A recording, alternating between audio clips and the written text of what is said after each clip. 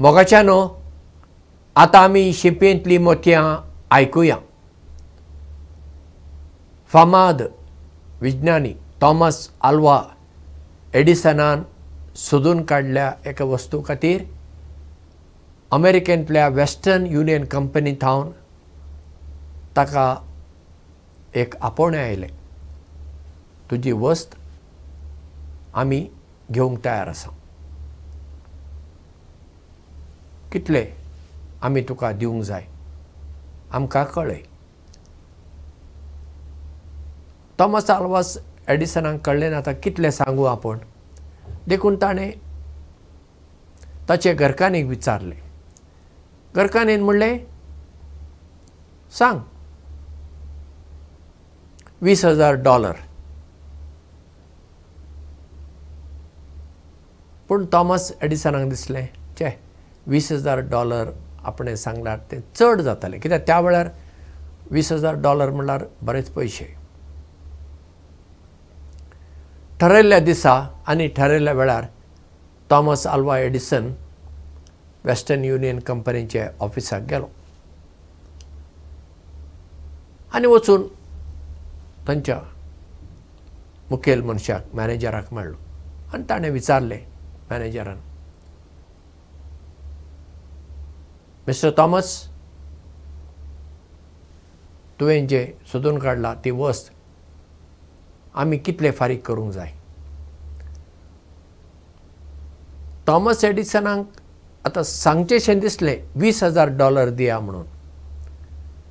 पूण उतरां तोंडांतलीं भायरूच आयलीं ना. तो उगो रावलो. तेन्ना कंपनीचो मॅनेजर म्हणटा, बरें, $100,000 तुमकां दिवंक आमी तयार आसा. तुमी तयार आसात? एडिसनान वय म्हणलें. आतां हांगा फायदो कोणाचो जालो? थॉमस आल्वा एडिसनाचो. थॉमस आल्वा एडिसनान सांगूंक जाय आसलें. पूण ताका दिसलें आपूण कशें सांगू $20,000 म्हणून. आनी तो कंपनीचो मॅनेजर आसलो ताका पाशियन्स नासली, सोंसणीकाय नासली. ताका दिसलें घडये थॉमस एडिसनाक चड पयशे जाय. देखून ताणें कंपनीची ऑफर $100,000 सांगलें. म्हळ्यार 5 पटींनी चड थॉमस एडिसनाक पयशे मेळ्ळे.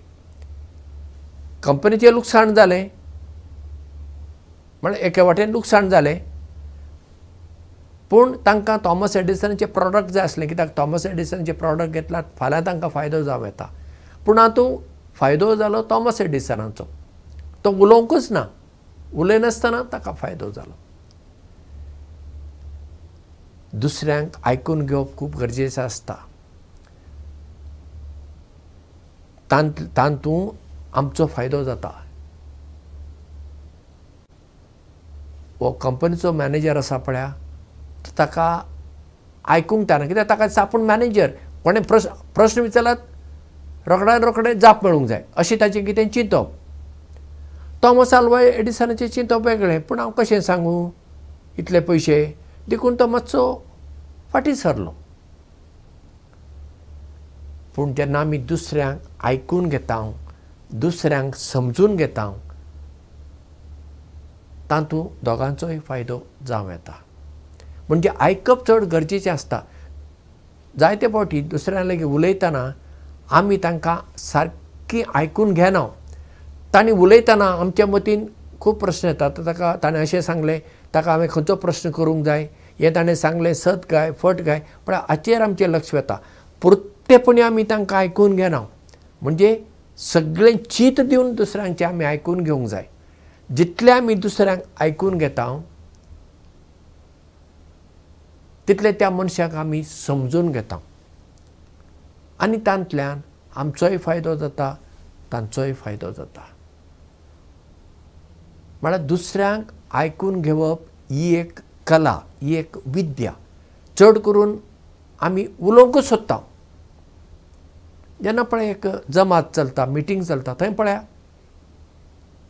कोणें उलोवंक जाय एक एकल्यान उलोवंक जाय न्ही पूण तशें जायना सगळीं उलयतात जसो बाजारांत पळय लोक उलयतात तशें शिकप असली मनशां सुद्दां एकामेक आयकून घेनात एकट्यान कितें एक उतर उलयल्यार हांगा सुरवात जाली आनी हांगा सुरवात जाली अशें जावंक उपकारना जेन्ना चार चौगां सांगाता मेळटा एकट्यानच एक फावटी उलोवंक जाय आनी एकट्याचें उलोवन जाता दुसऱ्यान उलोवन आनी सगळ्यांक ती संदी मेळूंक नाका उलोवची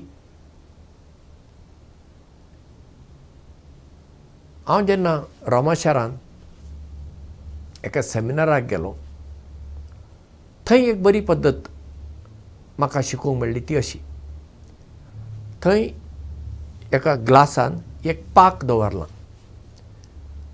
आनी आमकां अशें आमचे पंगड केल्ले एक पंगडाक एक फुडारी पूण तो फुडारीन असो ताणें म्हणलें ह्या विशयाचेर आतां आमकां उलोवंक आसा कोणाक उलोवंक जाय त्या मनशान पाक काडूंक जाय आनी पाक आपल्या हातान धरून उलोवंक जाय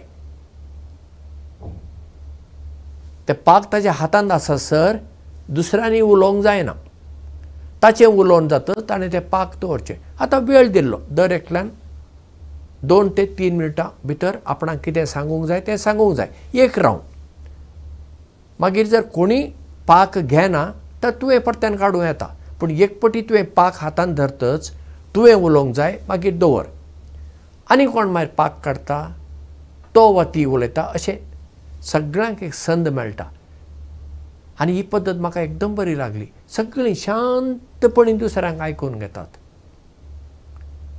अशी आमची जमात चलूंक नाका पूण भारतांत आमची अशी जमात चलच ना सगळ्यांनी बोबोच घालप हांव सांगता तें तूं आयक अशें कशें जातलें तांतल्यान बरेंपण जायना हांवें सांगलें दुसऱ्यांनी आयकूंक जाय दुबावच ना पूण दुसऱ्यांनी सांगलें हांवें आयकूंक नाका म्हाका ती जबाबदारी ना सगळें कितें म्हाकाच समजता आनी दुसऱ्यांक कांय समजना अशें आसा